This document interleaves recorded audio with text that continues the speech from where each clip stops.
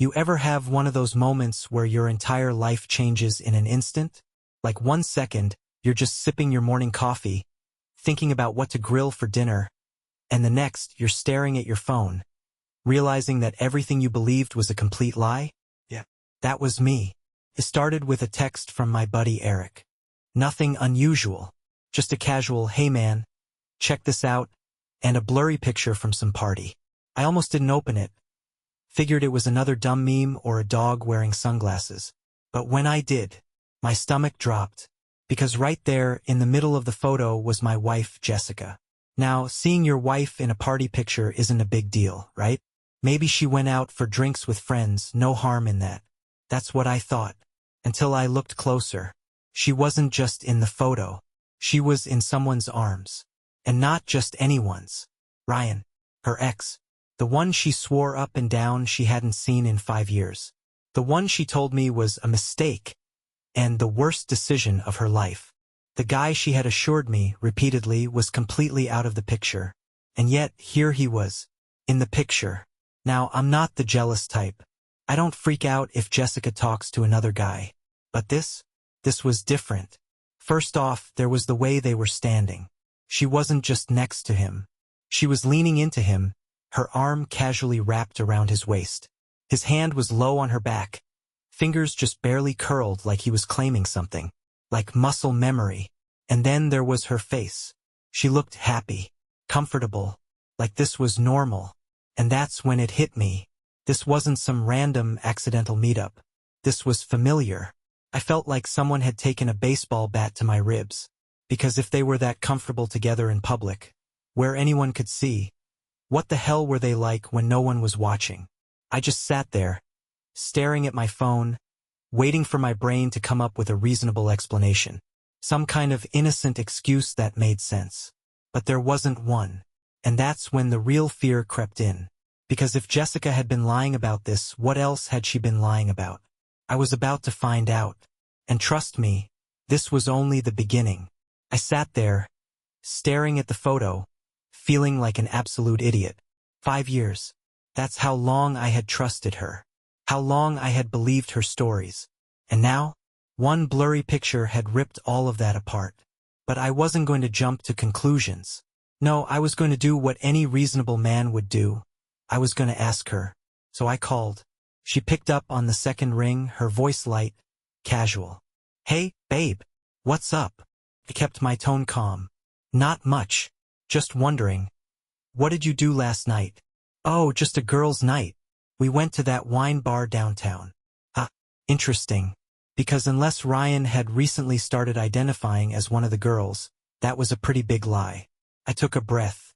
"That's funny," I said, keeping my voice steady. "Because Eric sent me a picture from last night. From that bar. And guess who I saw?" Silence. For a second, I thought she had hung up.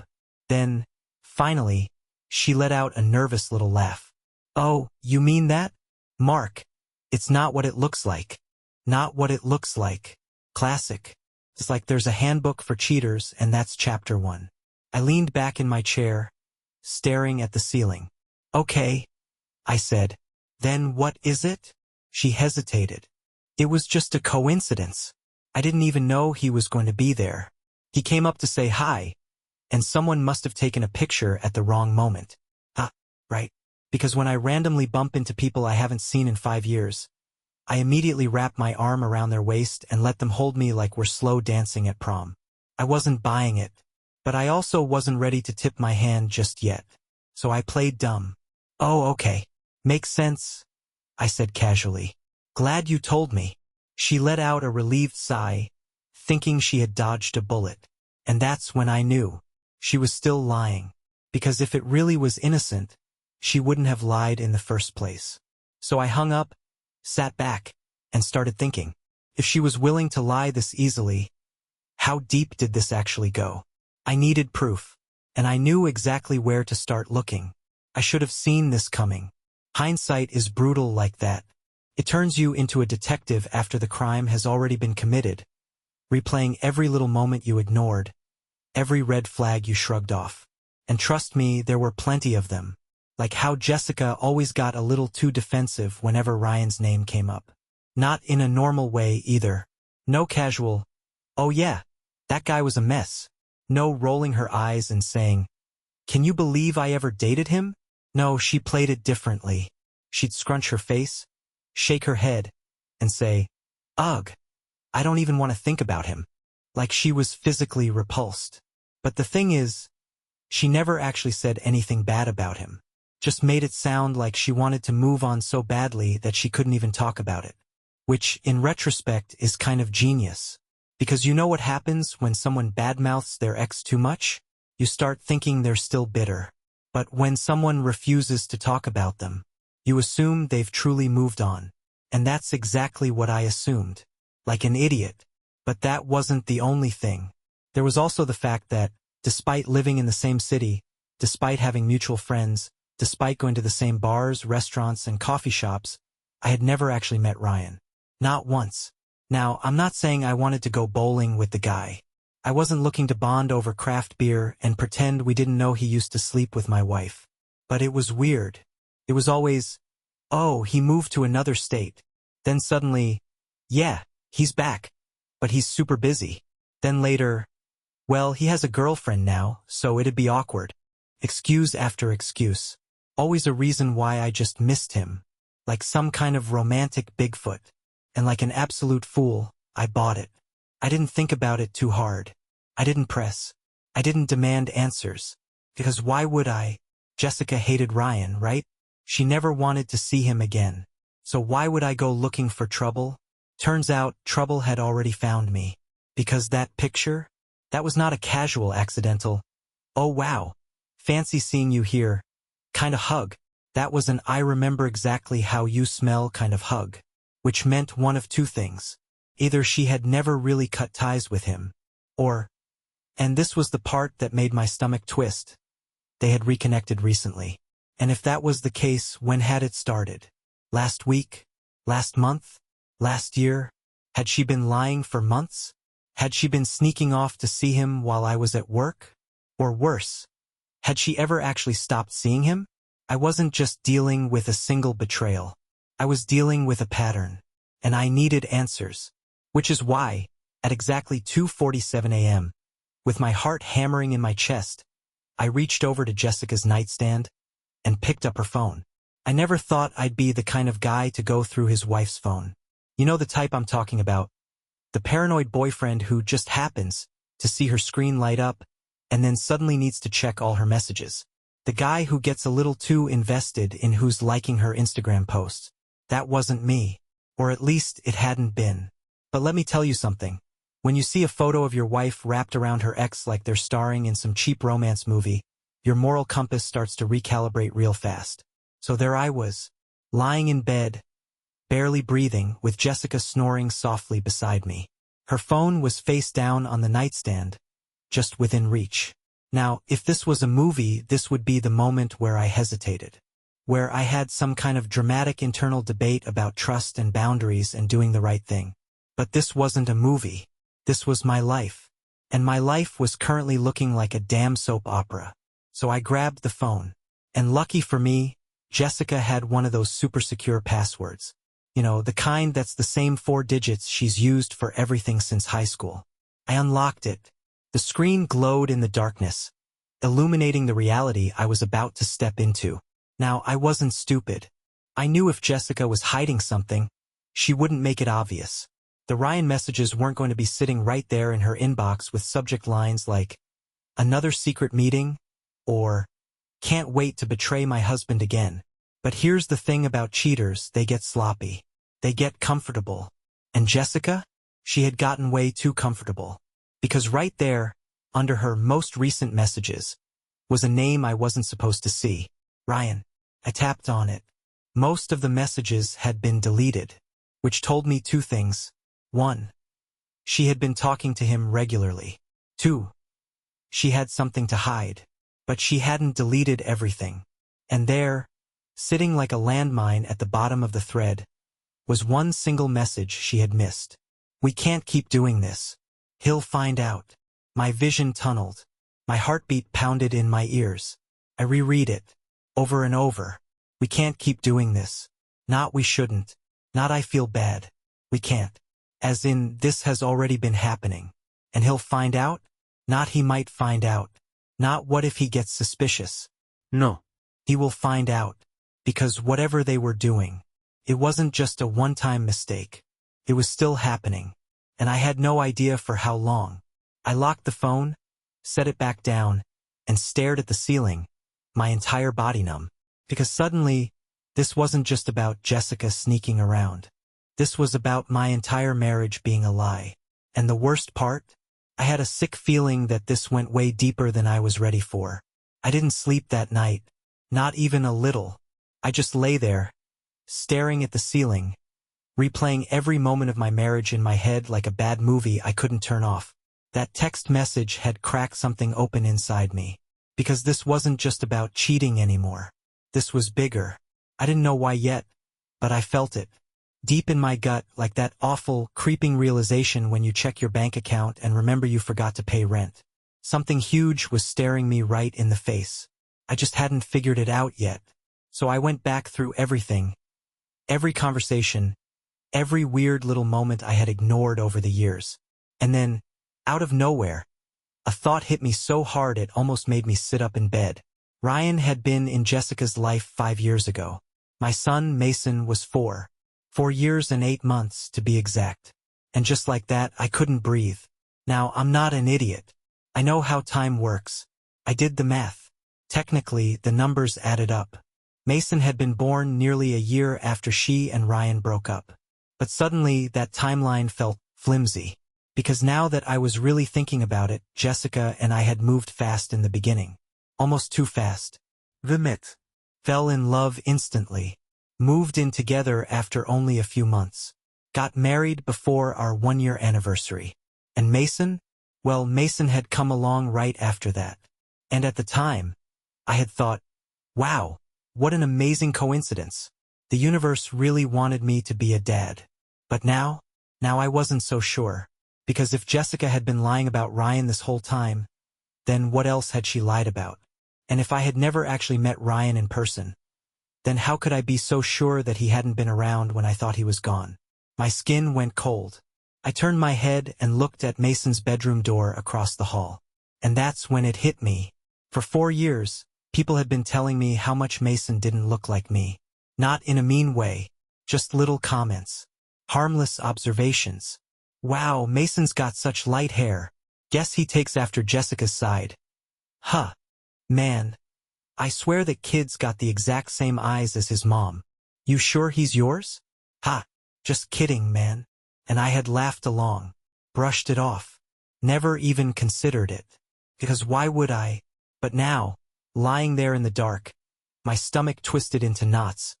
Those comments didn't feel funny anymore. They felt like warning signs I had ignored. And suddenly I needed to know. Not in a wouldn't that be crazy kind of way. In a I actually might throw up if I don't find out immediately kind of way. I needed to be sure. Because if I was right, if Mason wasn't mine, then this wasn't just a betrayal. This was theft. And I was about to find out if I'd spent the last 4 years raising another man's son. I didn't say a word to Jessica the next morning. Not because I was scared of her knowing what I was thinking. No, I wanted her to keep believing I was clueless. I needed her to think everything was normal. Because if my suspicions were right, then Jessica wasn't just a liar. She was a master at it. And I couldn't afford to give her a single reason to get ahead of me. So I smiled. I kissed her on the cheek. I made breakfast like always, flipping pancakes while Mason sat at the counter swinging his little legs, babbling about some dinosaur show he was obsessed with. And the entire time, my heart felt like it was being squeezed in a vice.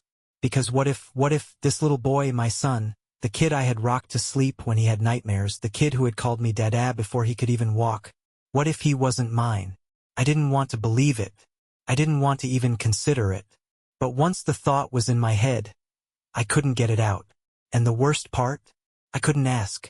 Because if I did, if I looked Jessica in the eye and said, hey, just wondering, but is there any chance Mason isn't mine? And she was lying, she'd cover her tracks immediately. She'd gaslight me, tell me I was paranoid, maybe even cry. And if she knew I was planning to get a DNA test, she might try to stop me. No.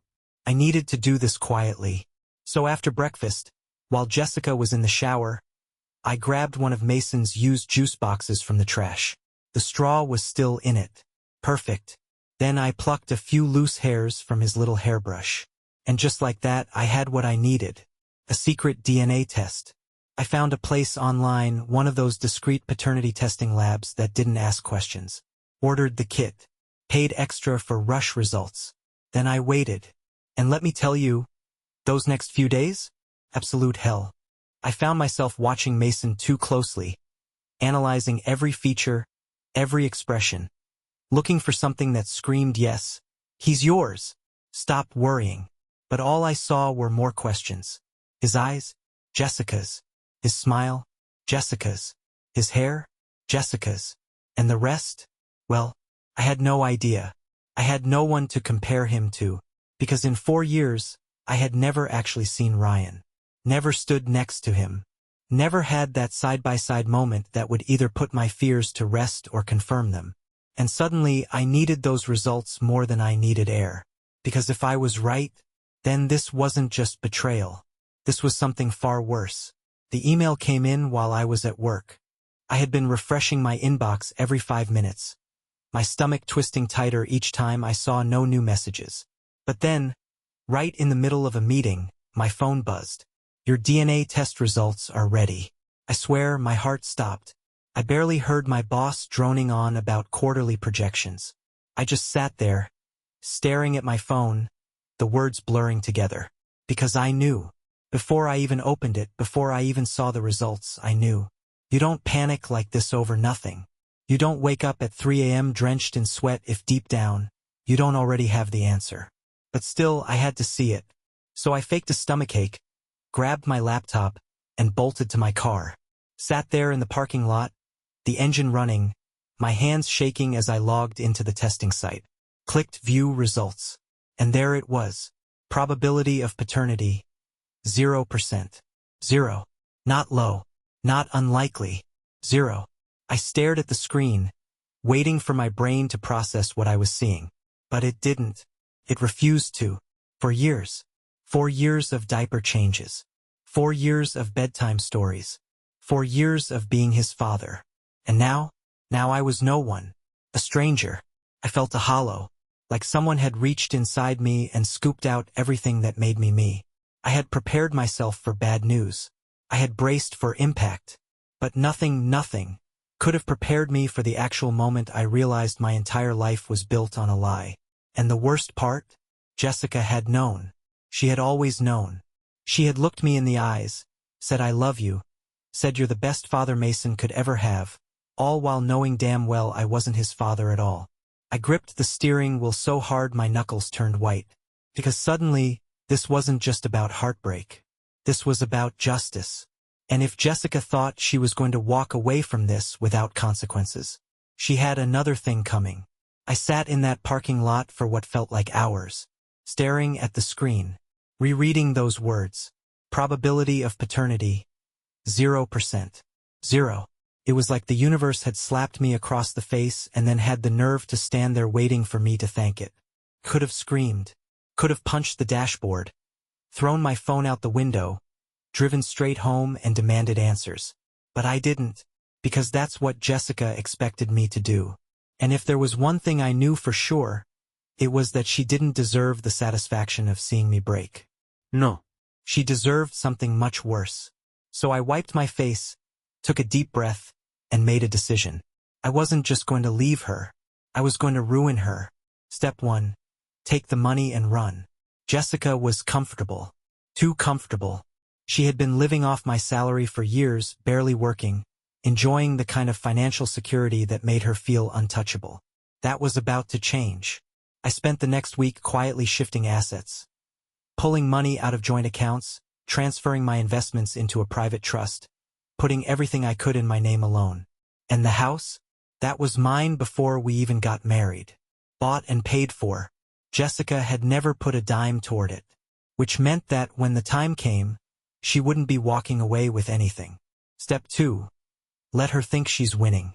I didn't confront her, didn't let on that anything had changed. I kissed her goodbye in the mornings, texted her during the day, came home and listened to her talk about her life like she hadn't single-handedly destroyed mine. And it made me sick. But I played my part. Because while she thought everything was normal, I was planning. Setting up meetings with my lawyer. Gathering proof.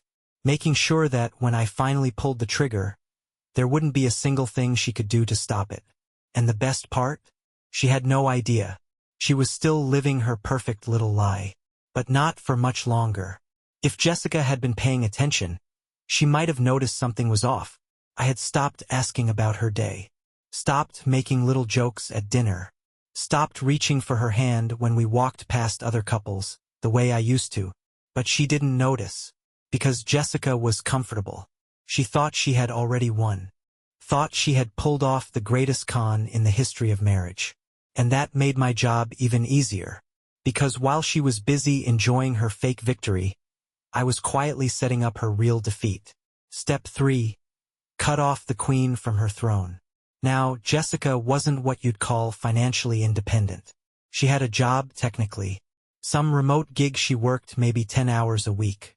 Just enough to call herself busy, while she spent the rest of her time at yoga classes and overpriced brunches with her equally clueless friends. But everything else? That was me. The mortgage. The bills. The credit cards she swiped without thinking twice. And since I had already moved my money out of our joint account, there was only one thing left to do. Shut it down completely. So one morning, while she was still in bed scrolling through her phone, I quietly removed her access. One click.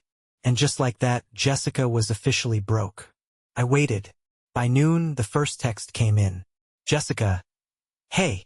My card got declined at Whole Foods. Something wrong with the bank? I smiled. Me, that's weird. I'll check on it later. By 3 p.m., she was furious. Jessica. Okay. WTF? My credit card isn't working either. Call the bank. Oh, sweetheart. You are the problem with the bank. But I kept playing dumb. Me, wow, that's crazy. Maybe fraud protection? Try again later. She did. And guess what? Still declined. By the time I got home, she was pacing the kitchen, her arms crossed, her phone clutched in a death grip. Mark, seriously, what the hell is going on? I shrugged, setting my keys down. I don't know. Bank's probably just being weird. I'll figure it out tomorrow. She exhaled sharply, shaking her head. Well, can you just Venmo me? I need to pay for my class this week. And this was the moment. The first tiny taste of the hell I was about to unleash on her. So I gave her a sympathetic look. Let out a soft then said, Babe, I don't think I can. Money's a little tight right now. The look she gave me. Pure, disgusted disbelief. Like I had just told her I was quitting my job to become a magician. What do you mean money's tight? She snapped. You make more than enough. I sighed. Yeah. But, the economy. Gotta be careful. She scoffed, rolled her eyes, then muttered something under her breath and stomped off to the bedroom. And I just stood there, smiling to myself, because that was only the beginning. Jessica thought losing access to my money was the worst thing that could happen to her. She had no idea what was coming next. Jessica spent the next few days in full meltdown mode. First, she was just annoyed, complaining about how inconvenient this was, how the bank was being stupid, how I needed to fix it already because she had things to do. But then she started to panic. Because suddenly, her entire lifestyle was crumbling. The credit cards weren't working. The emergency fund she thought she had? Gone. Her name wasn't on anything. And when she tried to dip into our joint savings, she was met with an account balance of exactly $0. I'll never forget the moment it finally hit her. She had been stomping around all morning, slamming cabinets, huffing and puffing like the big bad wolf of entitlement. Then, out of nowhere, she stormed into the living room, phone in hand, and hissed, Mark, what the hell did you do? I looked up from my laptop, pretending to be confused. What do you mean? She clenched her jaw. The bank is saying my name isn't even on the accounts anymore. Ah, there it was. I leaned back in my chair, let out a long, slow breath and said, "Ha, weird. That's when she lost it." "Mark, this isn't funny. I need that money." "Oh, you need it?" I asked, raising an eyebrow. "I don't know, Jess. I've been thinking, and maybe it's not my responsibility to take care of something that isn't mine." I let that last word hang in the air. She blinked. "What are you?" And then she saw it. The envelope on the coffee table. Unopened, waiting for her. She stared at it, then back at me. "What is that?" she asked, her voice quieter now. I gestured toward it. "Go ahead. Open it." She hesitated. Then, slowly, she reached for it, tore it open, and pulled out the document inside. I watched her eyes scan the page, watched the blood drain from her face, watched as her entire world came crashing down in real time. Because right there, in black and white, were the DNA test results. Probability of paternity, 0%. For a long time, she didn't say a word, just stood there, gripping the paper, her hands trembling. Then, finally, "Mark, I can explain." I laughed, actually laughed, because wow, that was bold. "Explain," I repeated, standing up. "Jessica, the only thing I want to hear from you right now is why." Tears welled up in her eyes. "I didn't, Mark. I swear I thought—" "No," I cut her off, my voice sharp. "You knew. You always knew. And yet, for 4 years you let me believe he was mine. 4 years of lies. 4 years of calling me his dad." Her lip trembled. "But you are his dad." No, isnapat. "His father, Jessica. Not his dad. His father. The person who was supposed to be there from the beginning. The person who was supposed to have a choice. And you took that from me." She tried to reach for me, but I stepped back. "Mark, please," she whispered. "Don't do this. I love you." I let out a cold, bitter laugh. No, Jessica. "You love security. You love having someone to take care of you. Someone to clean up your mess. But guess what?" I grabbed another envelope off the table and tossed it at her feet. "Find someone else." Her breath hitched. "What is that?" "Divorce papers." Her mouth fell open. And for the first time since this all started, I saw it. Not just fear. Not just regret. Actual, genuine consequences. But this was only the beginning. Because Jessica might have taken 4 years of my life. But I was about to take everything from her. Jessica didn't sign the divorce papers right away. Of course, she didn't. No, she did what people like her always do. She played the victim. For the next week, she walked around the house with puffy eyes and a trembling lip, sighing dramatically every time she passed me. Like we were in some tragic soap opera, and I was supposed to be moved by her suffering. But I wasn't, because I wasn't the villain here. I had spent 4 years being a father to a child that wasn't mine. 4 years being a husband to a woman who had lied to me every single day. And now she wanted pity? Absolutely not. So I ignored her. And then, just when I thought she was about to cave, she did something that made me realize just how desperate she really was. She called her family, and she told them her version of the story. Now, I don't know exactly what she said, but judging by the outraged phone calls I started getting from her mom and sister, I can guess it went something like this. "Mark is being crazy. He's throwing me and Mason out on the street. He's overreacting. Please, you have to talk to him." Ah, of course. Because she wasn't the bad guy. No, I was just being cruel. Overreacting to a tiny mistake. Jessica had made a choice. A very specific choice. She had turned our disaster into a family issue. So I decided to return the favor. Step 4. The dinner that changed everything. I made a few calls. Set a plan in motion. Then, 3 nights later, I invited Jessica's entire family over for dinner. She didn't suspect a thing. "Are you sure about this?" she asked, eyeing me warily as I set the dining table. I smiled. "Of course. We need to clear the air, right?" And she bought it. Because Jessica thought she was winning. She thought I had finally cracked under the pressure. That I was having second thoughts. That, with enough family interference, I'd forgive her. But what she didn't know was that I had already sent out a group text to everyone attending. A simple message. Just one image. The DNA test results. So when her parents arrived, when her sister and brother-in-law sat down, when everyone started serving themselves mashed potatoes and salad, there was tension. Jessica noticed immediately. What's with the weird vibes?" she asked with a nervous chuckle. Her mother was the first to crack. She folded her napkin, placed it on the table, and said, in a voice dangerously close to disowning your own daughter levels of calm, "Jessica, explain." Jessica blinked. "Explain what?" Her mom slid her phone across the table. Jessica looked down, and for the second time in a week, I got to watch the blood drain from her face. Silence. Then, "Oh my God," she whispered. She turned to me, eyes wild, furious. "Are you kidding me? You told my family?" I leaned back in my chair, took a sip of my drink, and shrugged. "You involved them first." That was the moment Jessica realized she had lost. Not just me, but everything. Her family, her security, her perfect little world.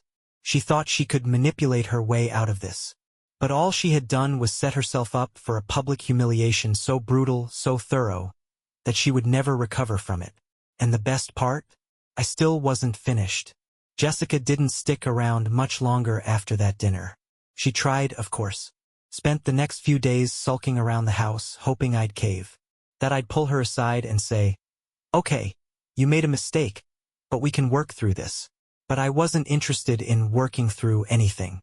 So, on the morning of the 5th day, she finally packed a suitcase, scooped up Mason, and left. No dramatic exit. No screaming or crying.